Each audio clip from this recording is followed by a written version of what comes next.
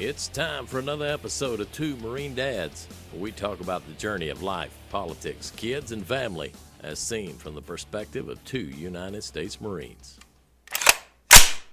Hey guys, John Doerr again with Two Marine Dads.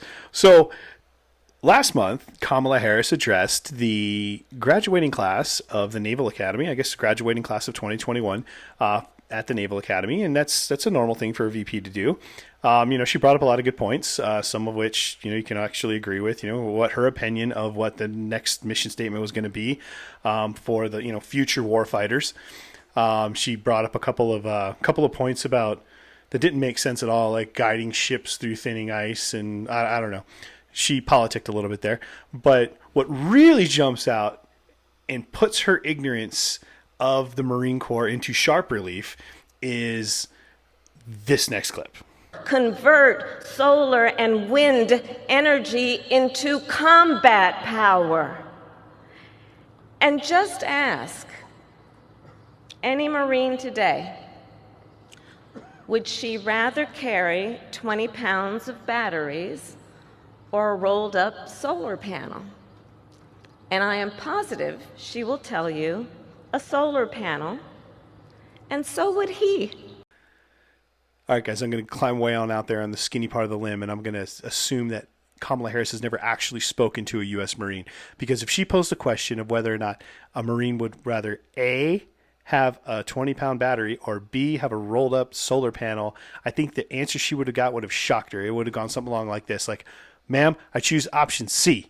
Option C is, bang, I want to make this lighter. How do I make this more accurate? How do I make this more deadly? How do I put the fear of God into the enemy with this? I want to carry more of these. I want to carry more better ones, more lethal ones. That's what I want to carry.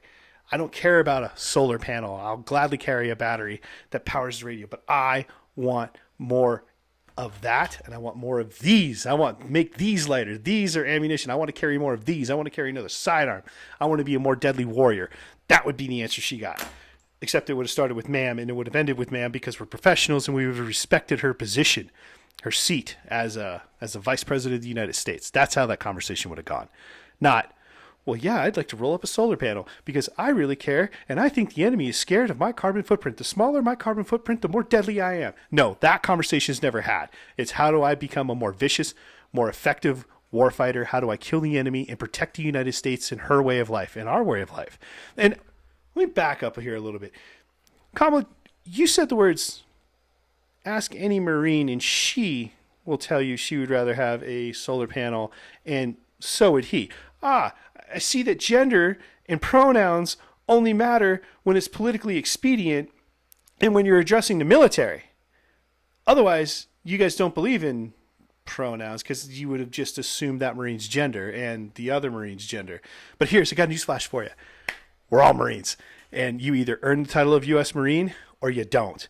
And guess what? The word Marine and Marine Corps encompasses everyone. It doesn't matter what you look like or where you came from or how you pray or who you sleep with or any of that nonsense. And we all get the whole Arnold Schwarzenegger kindergarten cop that, boy Marines have penises and girl Marines have vaginas. Yeah, we all understand that. But by virtue of the fact that you would try to divide the Marine Corps up like that only speaks to your ignorance. Because the Marine Corps fights as one. Every Marine is a rifleman. It doesn't matter if you're male or female. The term Marine is unisex, omnisex, whatever the word is I'm looking for. All right? That's what it is. It encompasses everybody. There's no, but when I was in, it was dark green and light green. That's all been eliminated. You are a U.S. Marine. And the fact that you would try to backtrack that and split it up between male and female is just absurd. Okay? Nobody cares if the Marine to the right of them or to the left of them, front and back, is a male or a female, white, black, Hispanic. They don't care. Are you pointing your weapon at the same enemy of the United States that I am? That's what matters at the end of the day. Everybody fights as one and lives as one. All right? So, anyway, I find it absurd that you would try to break out the Marine Corps into sex. That's disgusting.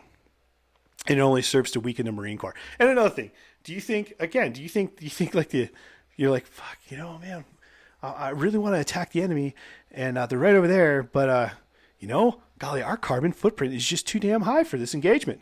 You know what? We're just going to pull back. and we're just going to wait until we get some more PV cells, maybe some, I don't know, wheatgrass to run our Humvees on. No, that's rhetoric. You're going to go in, you're going to attack the enemy viciously and eliminate them and destroy them. And the last thing you're thinking about is how much fuel you're burning, or whether or not this is made out of lead or some prefamulated amulite composite material that's biodegradable in 3 weeks.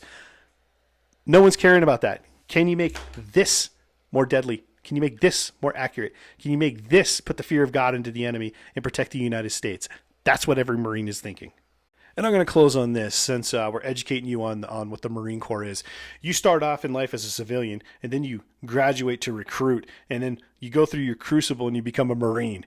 After your crucible, they hand you an Eagle Globe and Anchor, and you're the proudest person you've ever been in your entire life when they hand you that Eagle Globe and Anchor, because the feeling of accomplishment is gigantic.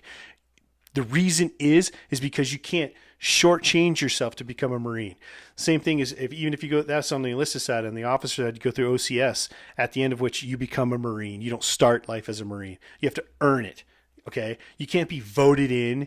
You can't run a campaign and put a bunch of smear ads against the Navy to become a Marine like you did. Okay. Like to become, vice president, you were elected to that position, or at least I guess Biden was, right?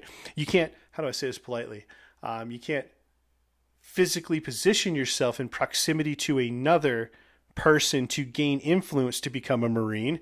You have to earn it. You have to start at the bottom. You have to get yelled at and screamed at and treated just like everybody else to earn it.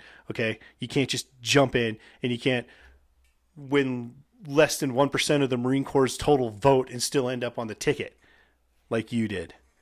So I'm just going to throw that out there. Unlike you, our title was earned. So when you split us up into subcategories like you did publicly at the Naval Academy, it's insulting. I think you owe us an apology. I still can't get over the fact you think somebody would want a photovoltaic cell over fucking grenades or ammo or a K-bar or, I don't know, a 45 or a 9mm. Anything is better than a damn solar panel. Would you like this? Or would you like a solar panel rolled up? God damn, you're dumb. All right.